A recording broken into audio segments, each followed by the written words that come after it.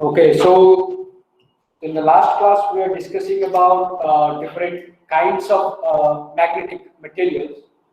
So the most common, of course, are used quite a lot are ferromagnets. So when we say material is ferromagnetic, so we say the magnetization are arranged like this. So this is parallel orientation of magnetization. Then there is something called antiferromagnets. So again, from the name you can say, so this is why it is called antiferromagnet. So because the spins, the magnetic moments, the neighboring magnetic moments are anti-parallel to each other. Okay, so this is an antiferromagnet. So then there is a possibility, something called perimagnets. So here the spins would be anti-parallel like an antiferromagnet, but they have different magnitudes.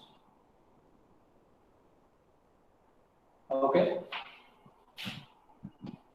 So this is a ferrimagnetic material. So in the ferromagnet you have in not equal to 0. So you have magnetization here equal to 0, and here again the magnetization will not be 0 because although they are antiparallel, but the magnitude is different. So here are the examples like materials iron, cobalt, nickel, or gadolinium. So these are all ferromagnetic materials. So antiferromagnets, if you take the oxides, the monoxides, so iron, Fe4, cobalt oxide, nickel oxide. So these are antiferromagnets. So what you see is once you oxidize this ferromagnetic material, so they become antiferromagnet. But again, so all oxides of iron, for example, are not antiferromagnet. So there are many iron oxides. So for example, Fe3O4 or Fe2O4, which are actually ferrimagnetic. Okay, so that depends on how the atoms are arranged. So this is, you have atoms iron and oxygen, and you have the lattice or the crystal. So how the atoms are arranged in the crystal, so that will lead to whether it will be a ferromagnet, antiferromagnet, or ferrimagnet. So another interesting thing about, of course, when you look at these materials, so they are different magnetic properties. So another interesting thing is they have also different electrical properties. So which most of the time in magnetism is not considered quite much or not discussed much. But also, if you notice carefully, so this will be much more conducting than your. So this will be like an insulator, for example. This is FeO. Okay, so this will be can be a metallic. This will be an insulating. This is an insulator. So this could be an insulator or semiconductor. Okay. So the point I'm just trying to make is this change in or oxidizing the material is not only leading to a different magnetic properties, but also it can change the electrical properties. Okay, which is mostly you don't observe or in magnetic community of the books you don't read that. Okay. So of course, when you want to plot, so that is basically, so how do we distinguish between these? Okay, so if you have a unknown magnetic material, so how do you distinguish whether it's a ferromagnet or antiferromagnet or ferrimagnet? So you can perform a hysteresis measurement, like you can plot your M. So you can plot your magnetization versus field. So sometimes you see that instead of plotting M versus H, you can also plot B versus H. So, but typically when you measure something or do a measurement, so you measure the M, and then you can calculate B using this relation. Okay. So then you can either plot M versus H or B versus H. So for a ferromagnet, definitely you have a hysteresis loop, and for an antiferromagnet, for a ferrimagnet, it will also look very similar. So for a ferrimagnet, so this is also, so I'm just plotting it, so may not be exactly same like the ferromagnet hysteresis loop, but may be similar. Okay, a similar kind of hysteresis loop you will observe. So this is for a ferrimagnet. And this one is for ferromagnet. And definitely when you plot this magnetization versus H for antiferromagnet, so you will not see any hysteresis because there is no magnetization. So you don't really observe hysteresis. So rather what the plot is, so I'll plot it in a different plot so it is clear. So from hysteresis measurement, you may not distinguish between a ferrimagnet and a ferromagnet. And how does it look like for an antiferromagnet? So if you plot N versus H, so normally you have, so this is some field, so H1, let's say, so so these are all antiparallel, and if you want to observe a finite magnetization, so you have to flip the spins. So if you cannot flip, so M will always be 0. So at certain field, so you will have the flipping of spins happen. So then you will see a finite, so M will be non-zero, and then once you are over the threshold field, so you can say this is HT. So HT is a threshold field. So if you are above this threshold field, so the spins will flip, and then you will see a magnetization and then again saturation. So therefore, antiferromagnets will be, let's say, easy to distinguish between other ferrimagnets or ferromagnets. But if you look at this threshold field, the value, okay, this is very high, okay, compared to the saturation, for normal ferromagnets, if you can get saturation maybe at 1 Tesla or maybe 2 Tesla field, for antiferromagnets, this saturation will happen at, so maybe 5 Tesla, or even some, you can go up to 9 Tesla field, so very high, okay. So that's why it is not easy to also measure experimentally this antiferromagnet. So you need magnets which can produce like 7 Tesla, 9 Tesla magnetic field. Then another way to distinguish is, so or I told you in the beginning, like magnetic materials will have so 2 basic like properties, right? So one is hysteresis, of this magnetization and field dependence, and then how the susceptibility behaves with temperature. So that also tells you different kinds of magnetic materials. So one can also measure the susceptibility as a function of temperature of these materials. So if you measure the susceptibility as a function of temperature, so you can also distinguish between these ferromagnet and antiferromagnet. Again, ferrimagnets are very similar to ferromagnets macroscopically. So when you look at a material like that, so you cannot say whether it has this kind of structure or this kind of structure. So only if you do some diffraction kind of experiments. So these are called neutron diffraction.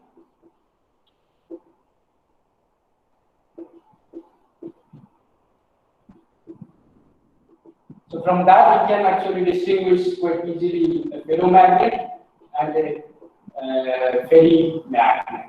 So the ferrimagnet I call FIM, and also you can also use the neutron diffraction to look at antiferromagnets as well. Okay, so this is a diffraction kind of experiment. So we are not going into this, but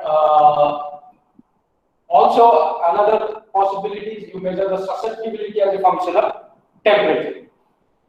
Okay, so for I'll plot the susceptibility versus temperature for an antiferromagnet. So again, so all these magnetic materials has a critical temperature above which they will be paramagnetic. So it doesn't matter whether it's ferromagnet or antiferromagnet or ferrimagnet. So they will all be paramagnetic above a critical temperature. So that critical temperature in ferromagnet and ferrimagnet is the Curie temperature. In antiferromagnet, this is called the visible. No, so I will plot it.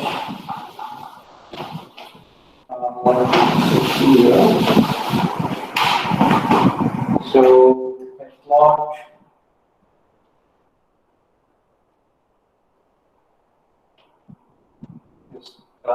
this is T. So this temperature is called Tn or the Néel temperature. So this was observed or explained by Louis Néel in 1950, around that time. And so again, so if you measure the susceptibility, so it will be like this, and then of course above the Néel temperature, it is again like a paramagnet. Okay.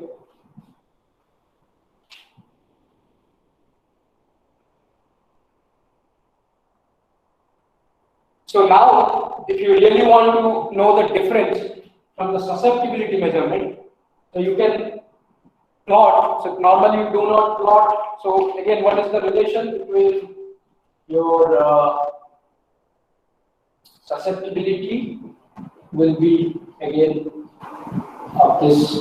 So here, this again the susceptibility depends on 1 over T plus Tn. Okay. So this is only the difference between antiferromagnet and ferromagnet. So for a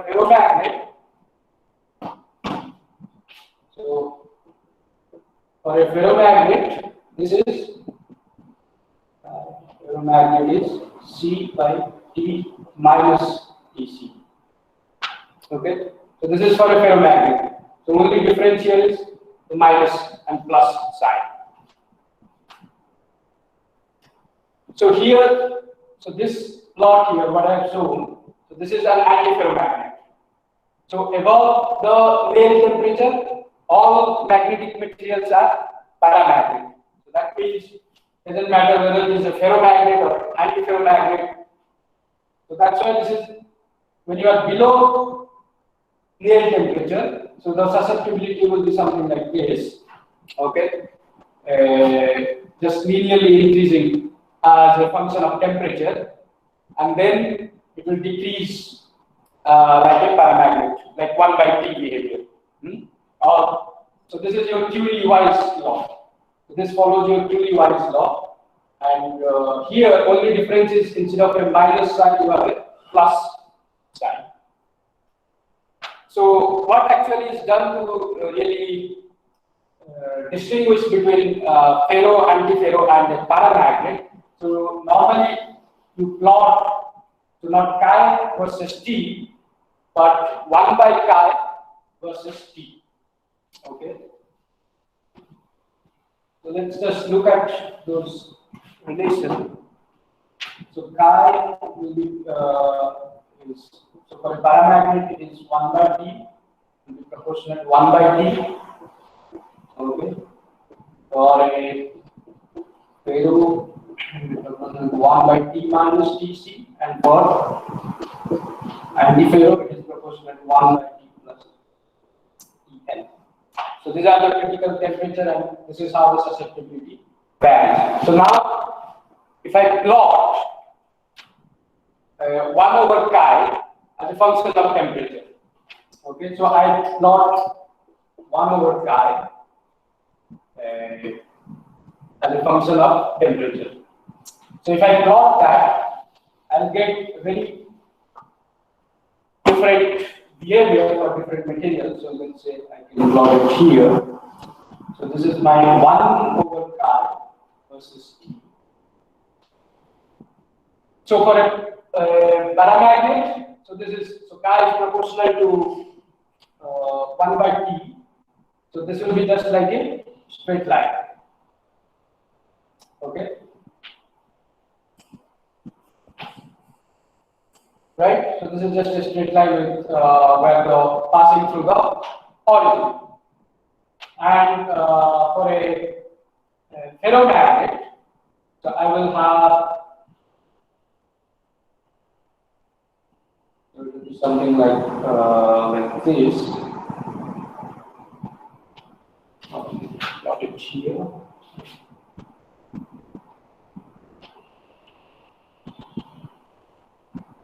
So this is when chi is proportional to 1 by T minus Tc. So this is a ferromagnet, and this is your paramagnet.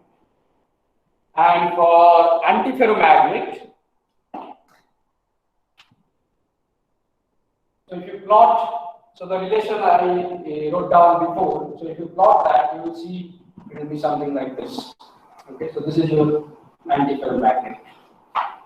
So when you plot 1 by chi as a function of temperature, so from that plot, you can actually tell, and this susceptibility you are actually measuring in the paramagnetic regime. So when the material is paramagnetic, so when you measure that, so either in this case you are measuring it above Tc, in this antiferromagnet you are measuring it above the Néel temperature. So this way you can clearly distinguish whether it is a paramagnet or a ferromagnet or antiferromagnet. Okay, so that's a very unique way to understand whether even if it is in a paramagnetic state. So when you cool down, whether the system will ferro or antiferro, so that you can know from this. So this will be Tn.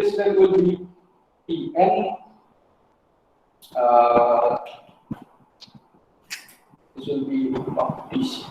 Okay. This is actually, yeah. So since this is a minus, so now if you write down, chi is 1 by T minus T T prime. So the T prime is the minus Tn, and that's why this relation becomes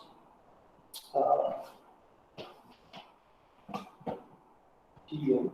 So that's why this relation becomes, so chi will be proportional to 1 by T plus T. So that's why this plus sign comes. So when you look at where it intersects the temperature, so that is a minus value. So that's why it becomes T by T plus Tn. Okay, so this is one of the ways to distinguish between a ferromagnet, different kinds of magnetic ordering. So here all are magnetically ordered, but different. They have different susceptibility as a function of temperature. So we will stop here for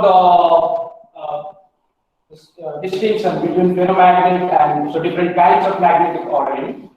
So what is interesting also in ferromagnets, but most mostly we are dealing in this course mostly with ferromagnets, or maybe a little bit of application of ferrimagnets. So we do not really. So antiferromagnets do have applications, and most likely they will be very useful in future for many spintronics applications. So if you have heard of the term spintronics, so antiferromagnets will be used quite a lot, but we will not discuss that. So let's look at.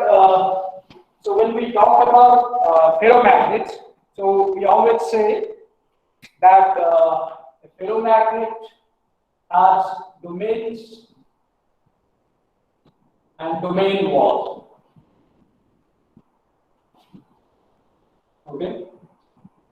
So that means ferromagnet is made up of, it breaks up into small domains, and then the domains are separated by domain walls.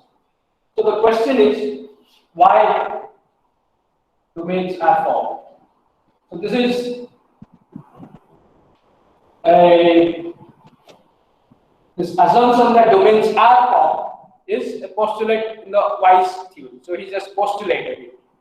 But what is the origin of that is not quite well known. So I will try to present something. So it will be, we say that.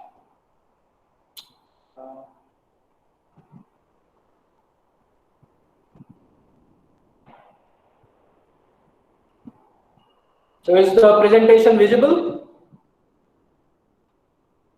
Yes? Yes, sir. Yes. So let's take a look at the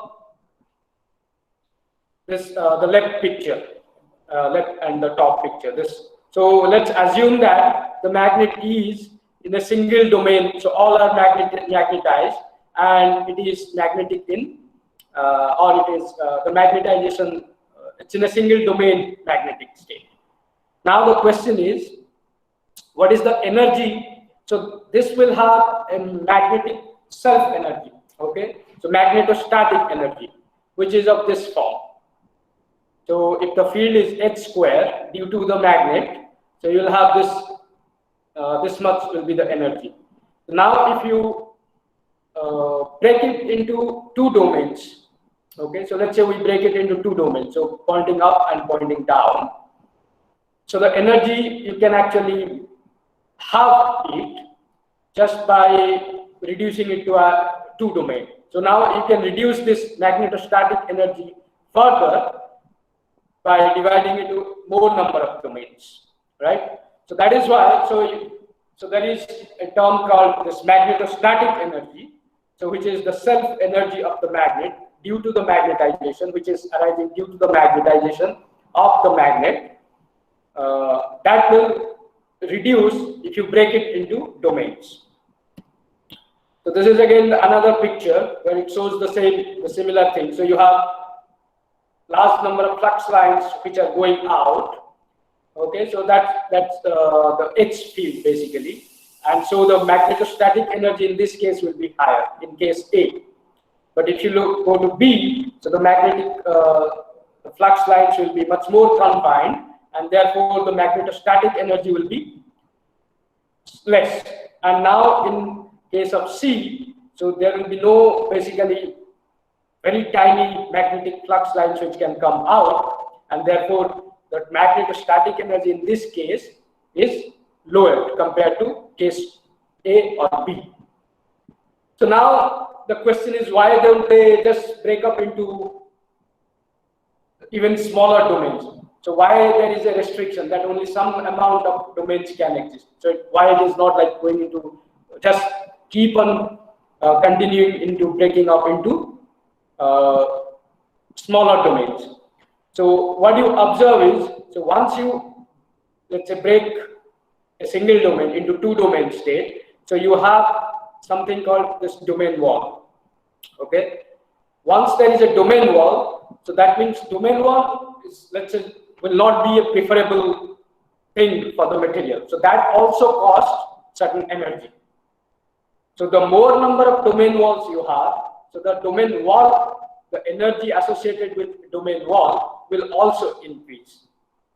So that's why this is a competition between your magnetostatic energy and the domain wall energy. So this is a competition between two, and depending on that, so the system will break up into domains, but not into like infinite number of domains, because in that case the number of domain walls will be so large and the domain wall energy will be so large that the system will not prefer it. Okay, so I think we have to, I'll stop here because it's already 57. So in the next session, we'll just continue with this domain, why these domains form and domain walls, different kinds of domain walls. We will look at that. Yeah, so we'll meet in the next session. So I'll stop sharing. Okay, so we'll meet in the afternoon session. Yeah. So, Magnetic field change when domains are created. The magnetic field means of which magnetic field you are talking about?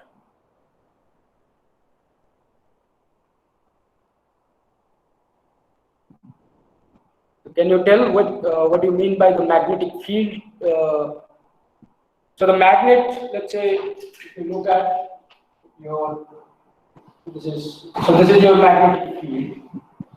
Okay, these are the flux lines. Okay, so now when I break into a domain, so definitely the field lines will be, so this is my, let's say, up and this is down. So now it is not diverging like this before. So it is confined to this two, to only a smaller volume around the magnetic material, right? And now if you break even into, if I make something like this, so again now there is no flux literally going out, so there will be no flux line here, nothing. So that means yes, it changed, the magnetic field will change around the material, right? Okay, any? Yes. So you said when number of domain wall increase, the energy increase, but according to formula it is decreasing. So which is increasing? You said that when the domain walls increase, the energy will increase. But the formula you wrote in the presentation that shows it is decreasing. So we have, so the total energy will be a summation of your magnetostatic energy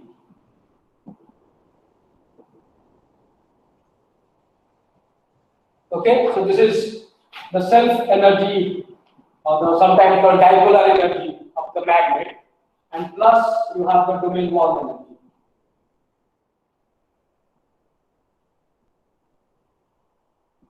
Okay. So domain wall means, so when we will look at closely domain wall. So you have, let's say, spin folding or magnetization like this, magnetization like this.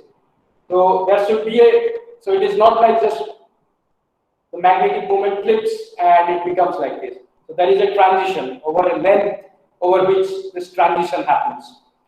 And that, due to that, so let's say the magnetization in the domain wall can point like this or like this or like this. So we'll see the picture and then you will understand why I'm talking about these different energies. So if you have more domain wall, the domain wall energy will increase, this will decrease. So overall it will decrease. Sorry? Overall we will the contribution from the magnetostatic energy, so that the total energy will decrease. Yes. So the reason why domains are forming is to minimize the total energy of the magnetic system.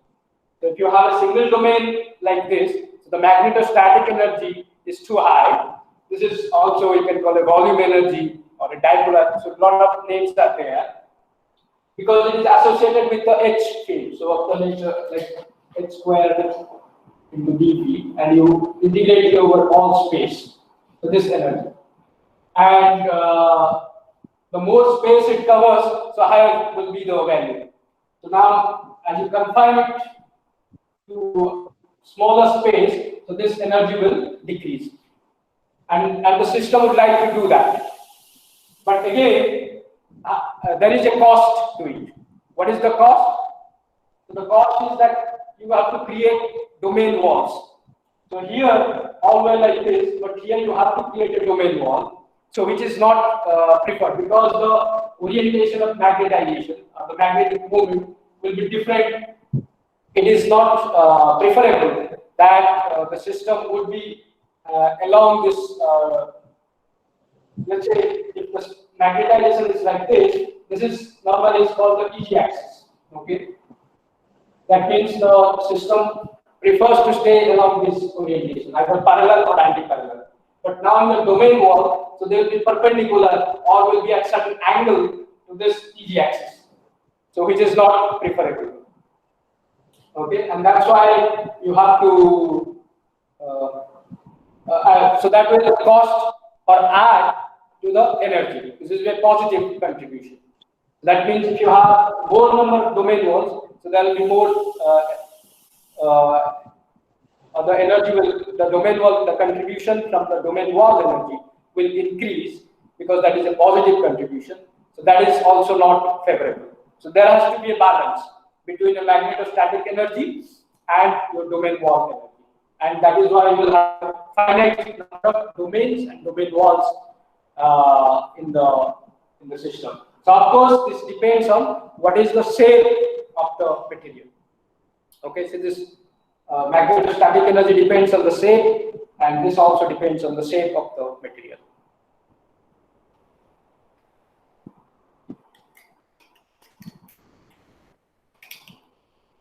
Okay, so there are a lot of confusion, so maybe we'll discuss it in the next class. Is it okay? So we'll discuss in the afternoon session. Okay. So maybe you can stop the recording and share it with me. So who is doing the recording?